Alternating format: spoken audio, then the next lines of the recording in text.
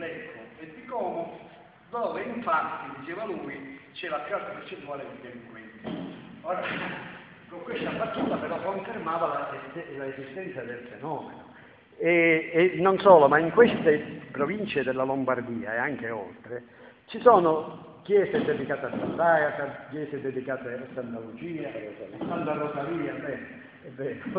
Quindi che sono inequivocabili, cioè l'arricchito, l'americano, diciamo, era il lombardo che tornava dopo essere stato in Sicilia. E voi pensate com'era difficile il viaggio nell'Italia del 1600, del 1400, del 1500, però lo facevano perché qua c'era una vita attiva, contrariamente a quello che dice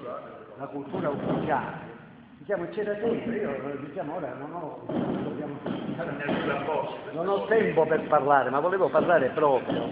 del ruolo di Messina nella sicilianità, diciamo, perché diciamo ci sono tanti episodi, tanti fatti, tante cose. Di solito diciamo, si tende a valorizzare i fatti che sono negativi per la sicilianità. Noi dobbiamo valorizzare i fatti, dobbiamo riscoprire più che valorizzare, non ci inventiamo niente, ma pensiamo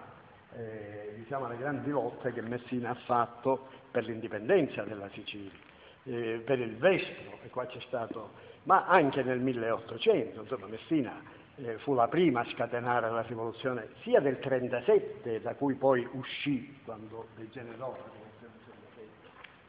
ma infatti per premio poi riaprirono l'Università di Messina, ma diciamo anche nel 1848 c'erano tutte rivoluzioni, non per l'unità d'Italia, ma per l'indipendenza della Sicilia, insomma furono. E io ricordavo ad alcuni amici che erano qua, che se ne sono andati, che per esempio Milazzo, quando ci fu nel 1958-59, eccetera, l'esperienza milazzista,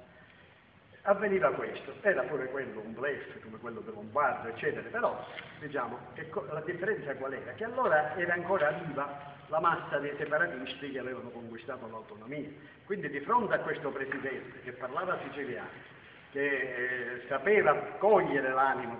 portava proverbi quando parlava, affascinava ecco, i siciliani, e ci fu un'esplosione, questo partito cominciò a pigliare un sacco di voti, eccetera. Però tranne che a Messina, perché tranne che a Messina? Perché a Messina i deputati erano efficientissimi,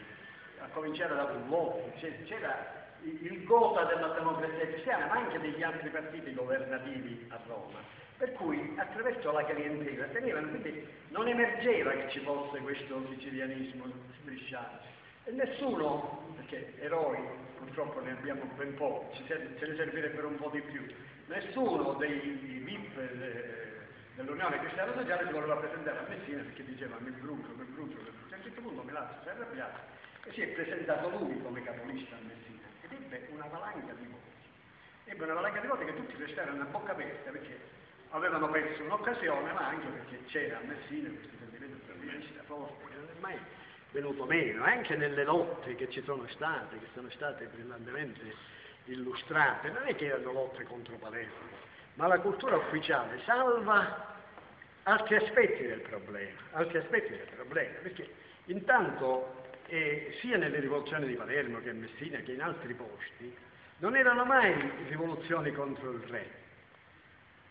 erano rivoluzioni contro il viceré e contro la classe politica che amministrava. E infatti anche a Palermo, adesso D'Alesi, Squarcialupo, eccetera, non è che lottavano contro il re di Spagna, quello che chiamiamo impropriamente re di Spagna, era il re di Sicilia che era anche il re di Spagna, ma lottava contro la classe politica dei nobili, dei viceré, i viceré soprattutto, insomma si lottava contro il viceré che aveva in Sicilia più potere del re, diceva pure